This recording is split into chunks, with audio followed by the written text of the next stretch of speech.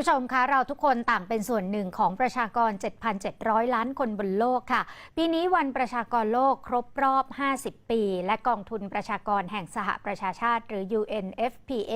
ได้จัดงานในประเทศไทยขึ้นนะคะเป็นส่วนหนึ่งของความสำเร็จในการพัฒนาประชากรอย่างเช่นการลดอัตราการตายของแม่ที่ตั้งครรภ์การป้องกันการติดเชื้อ HIV แต่มีภารกิจอีกด้านและความท้าทายรออยู่อีกมากเช่นกันโดยเฉพาะกับสังคมสูงวัยคุณณฐากมลวาทินร่วมงานกับ UNFPA มีรายงานข่าวในช่วงภาคภาษาอังกฤษไทย PBS World ค่ะ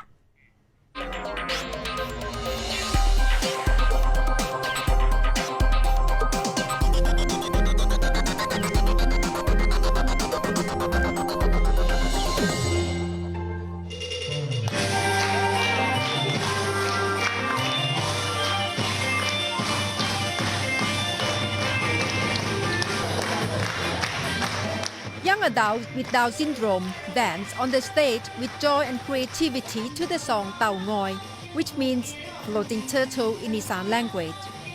For this group of young kids,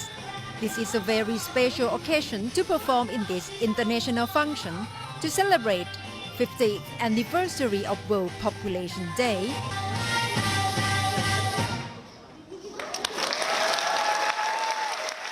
Chai Witsutjarit Kun is 33 years old. He was born with Down syndrome and have a very supportive mother.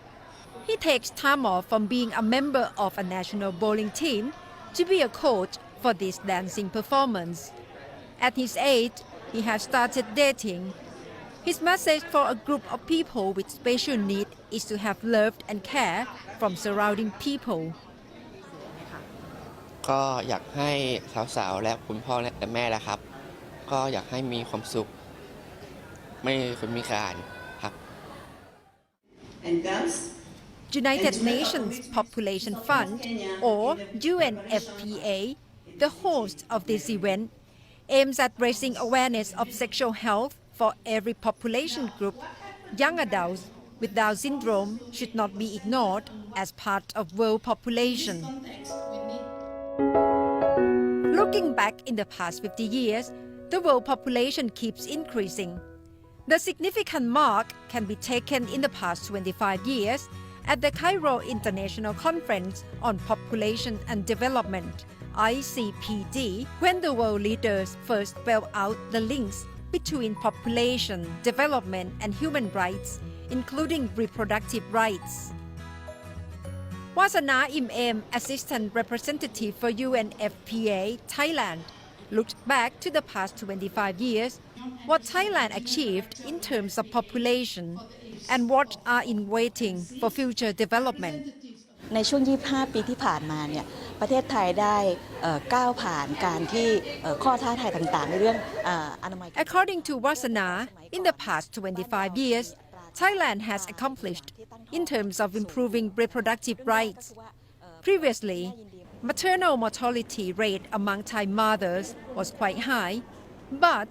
the current rate is lower than 20 to 100,000. Also, Thailand can see improvement in women's rights in making their own decision in pregnancy.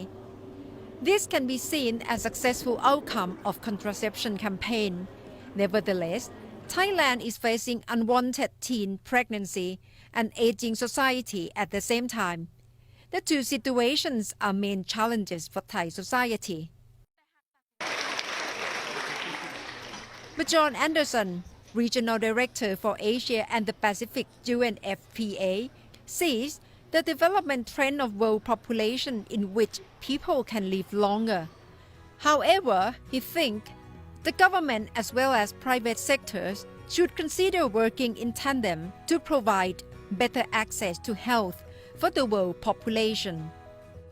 That we are living longer, that you have a population aging, it's a good result that things have improved in our lives, better access to health care, better education.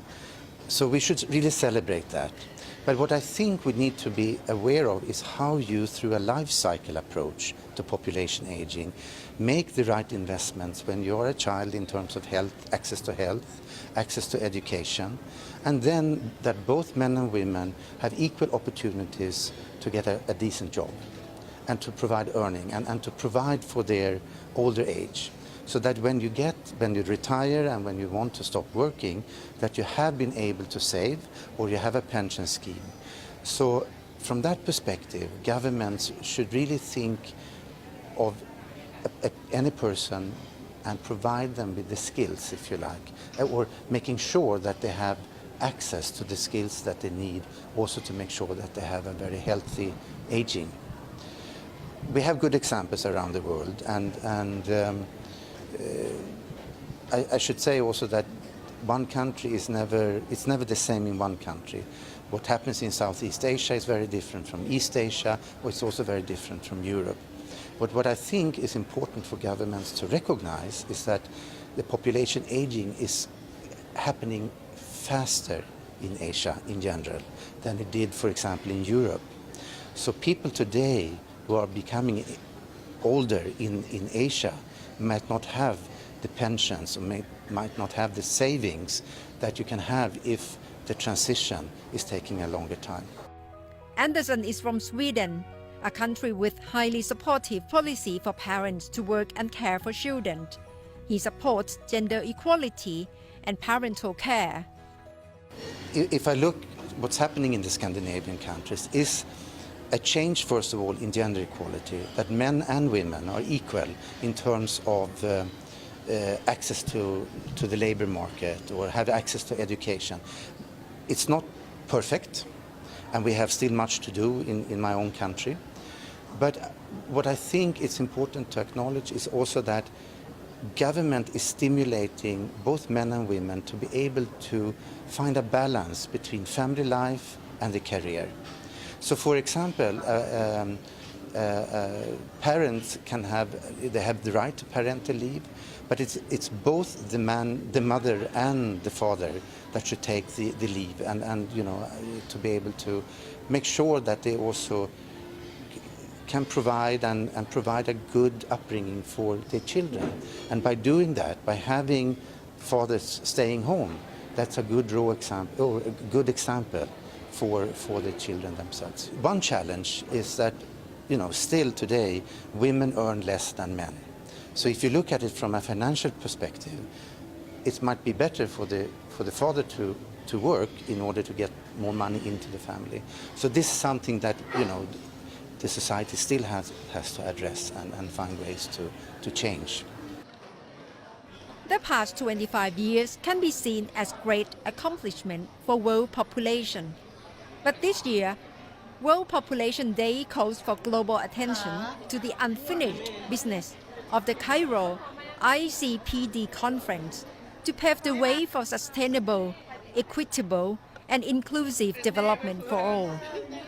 Natha Gomonwadin, Thai PBS World, reports.